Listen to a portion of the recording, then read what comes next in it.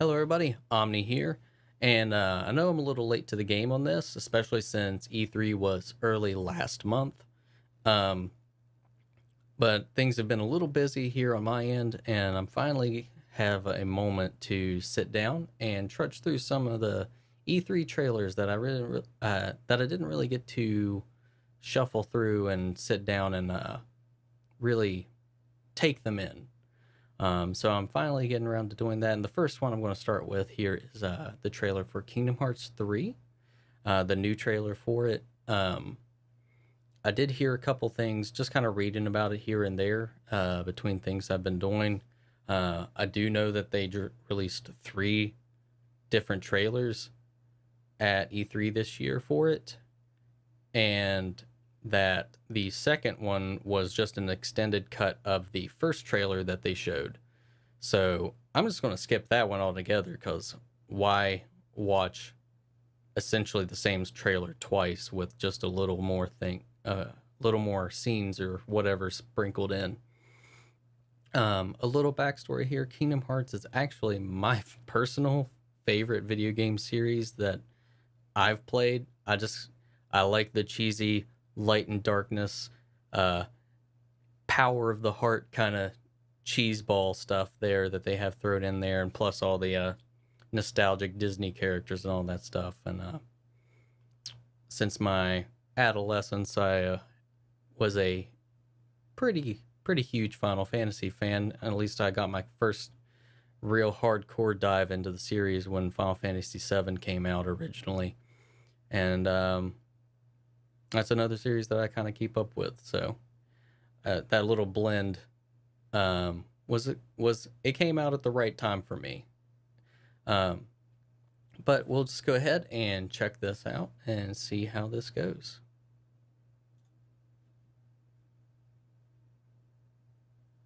The light is gathering together, hearts driven by one oath, one purpose. Okay. Got some snow. Looks like we're starting the trailer with Frozen, which pretty obvious given the title of the trailer.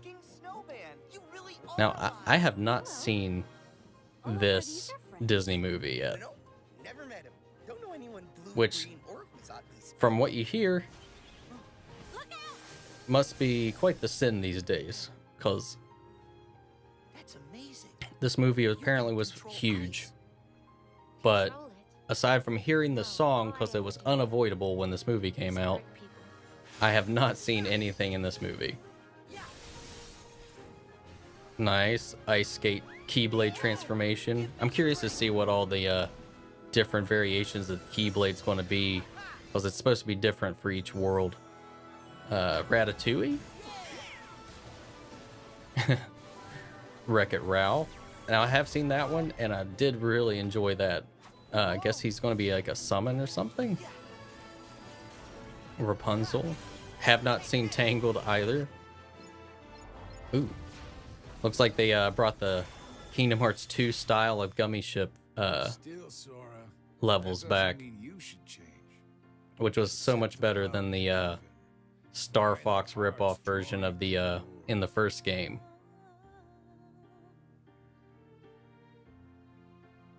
Riku and Mickey.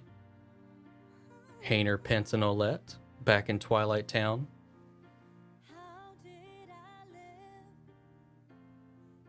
Now, at first, this song didn't really appeal to me at first, but it has grown on me a little bit. I'm actually kind of digging this song now. I really like these Monster Inc. designs. Larxene. Now, I haven't finished Dream Drop Distance, so I'm not sure which organization members actually came back at the end of that or not. Nothing would please us more than Roxas's return. Okay. See, the whole time travel thing, like when you throw time travel into your series is when you've kind of ran out of ideas and jumped the shark a little bit, I feel like. Is that Aqua? Mickey, you're too late. Okay. What the hell? Okay. January 29th. I remember they were like, this will come out in 2018, and we all knew. No, it won't. Um, huh. So that Aqua thing throws me off quite a bit, especially since the prologue they added into the last HD collection, that was just a brand new title altogether. It was just a little 3-4 hour little adventure where you're playing as Aqua, and pretty much she's trapped in the Dark Realm, no way to get back, and all that good stuff. And she's there because that game takes place 10 years prior to the original game. Because the premise of it was she was just trying to find her way through the Dark Realm, trying to find a way back, and she just kind of keeps encountering her like a mirror dark image of herself, which is just kind of like I guess it's where she's trying to fight off or stave off that corruption or the taint of the darkness trying to take her over while she's trapped in their realm or something. That's at least my takeaway from it. And you defeat the Dark Aqua and the Heartless and all that crap throughout that little mini game, is what I'll call it, at least. So I'm guessing that's all for naught, sadly, since here, unless that's some kind of illusion or that is the mirror Aqua or some kind of other deception. I mean, you can only fight something for so long, and she's been in there for 11 years, according to the game timeline at this point. Maybe even longer, because it was 10 years before the first game. There was a year time skip between 1 and 2. And then I think it's just a questionable time frame from where 3 is after 2. Because I think 2 leads directly into Dream Drop Distance, which then Sora leaves and he returns in this. In the first trailer they show where he comes back. So I'm not too sure where this actually stands as far as the timeline goes, or how many years between 2 and 3 this is. So there's anywhere from I'm gonna just approximate it has to be anywhere from 11 years to, I'd say, 12 years after the first Birth by Sleep game, where she falls into the Dark Realm. And I mean, I guess, like, no matter how much of a Keyblade master you are, you can't fight the darkness alone for 12 years. But I love how this game looks.